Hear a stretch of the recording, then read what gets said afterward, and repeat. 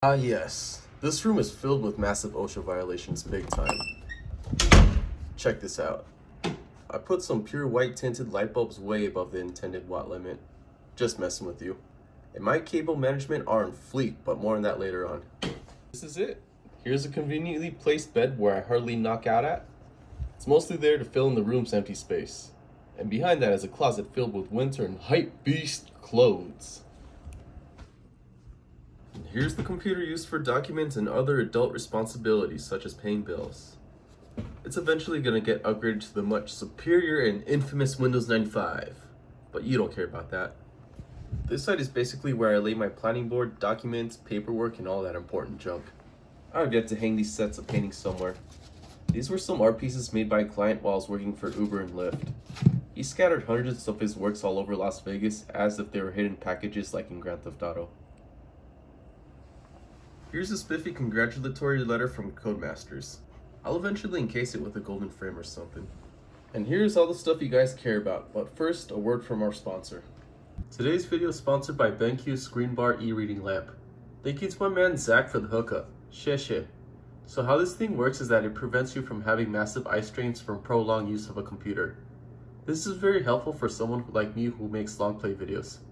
Before that, I would have to apply eye drops every time I take a break to maintain my 20/20 vision. Pretty surprising, huh? The assembly is very simple and self-explanatory as there's clear instructions in the box on how to install this equipment. Might as well demonstrate the assembly process. Here I have the paperweight facing the same way as the figure in the previous clip, and the light facing us slightly downward. Make sure the USB plug is centered. Doesn't have to fit through the hole yet, just worry about clipping it in. Then you can rotate the bar as you wish. Luckily my monitor is extremely thin. There's a clip adjustment on the bottom for the thicker monitor so the bar won't fall off. And here I'm trying to center it. It's kind of hard to do with one hand though, so give me a sec. There we go.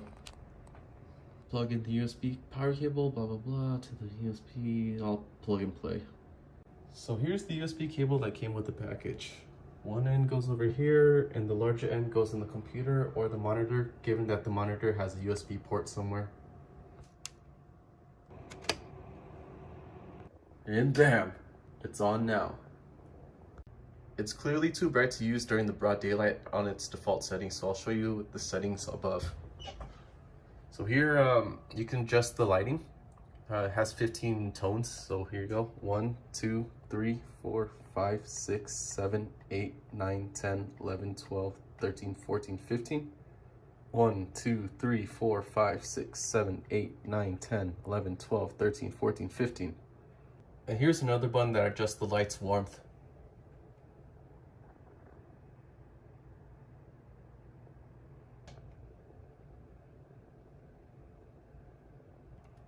And this one right here auto detects the lighting, thanks to this function right here. See, I'll try it again. And lastly, we got the on and off switch. Since it's too bright outside right now, we'll test it again when the sun goes down. So, it's 8 p.m. around summertime and it's getting dark right about now. I'd say this is a good way to preserve your 20/20 vision or save you the trouble from deteriorating your eyes even further, given that you wear glasses or wear contacts.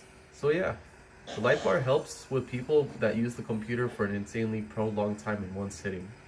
For my fellow hardcore gamers, my advice for you is to take a well-balanced break from time to time. Now back to the video on topic. Anyway, this is the main monitor and the bigger monitor is used for the sim racing stuff. What else? Steering wheel, likely gonna cover that last. Oh, and here's the Elgato HD60S used to record footages from consoles like the PlayStation and Xbox. I applied the Velcro between the walls and the bottom of this device, as you can see here, and wrapped the wires around it to make it look neat and presentable. I will leave whichever console I'm using around this area. Now moving on to the cables. As you can see, this is a complete safety hazard filled with OSHA violation. An accident's bound to happen eventually. But no, for real, everything that's permanent for sure is stapled against this wall. And here's the Ethernet cable. Not too happy about how I stapled it, considering that it looked like a third grader did it. Then again, the majority of it was done without proper calculations. The cables that are not stapled against the wall are likely temporary or basic essentials for the computer, such as the keyboards and speakers.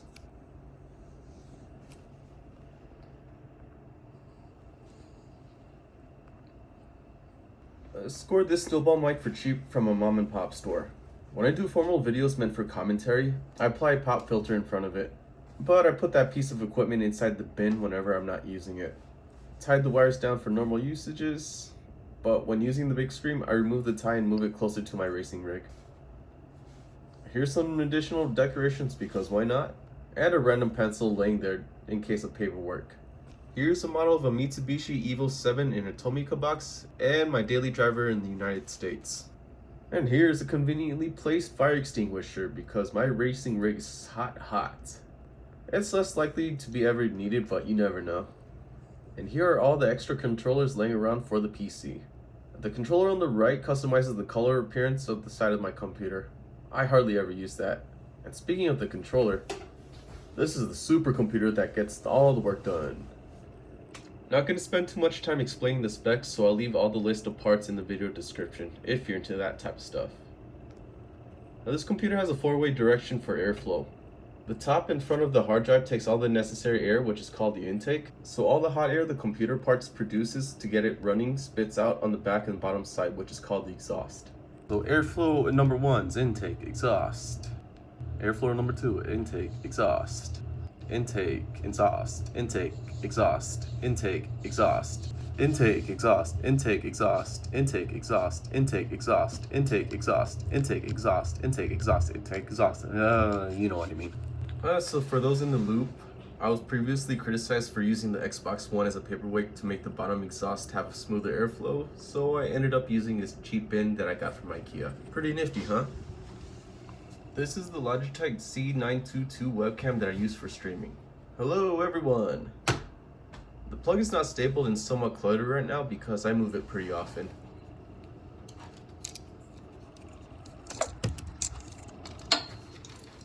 This is where I place the webcam when using the rig, so I may have to move it on this side.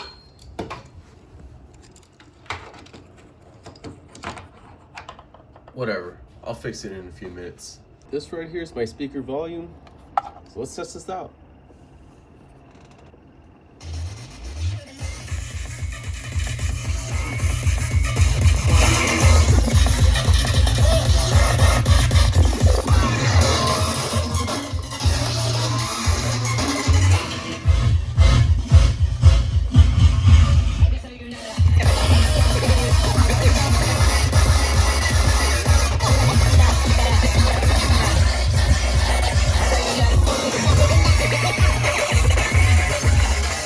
Enough of that. So if I were to come across some jump scare, then I'd have no chance to redeem myself at that moment. So yeah, that's my main computer monitor in a nutshell.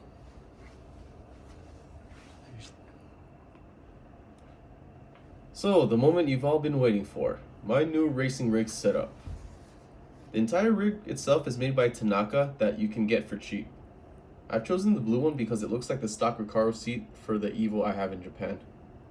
Here are the pedals that came with the steering wheel and the shifting knob that you gotta get separately.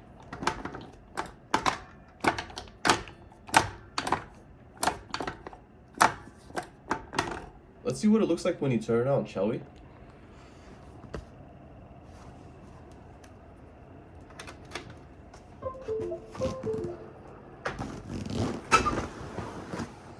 Ah yes.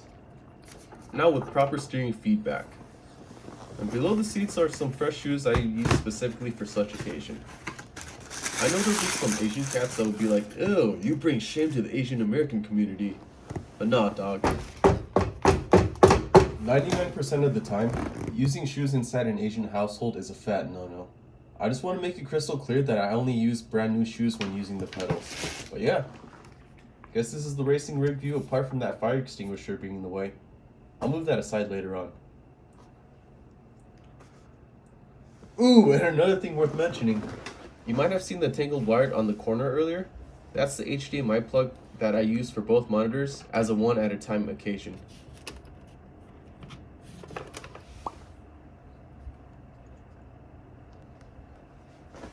Yeah, that's all I can think of on top of my head. And thanks for watching. Now get out of here, I got stuff to do.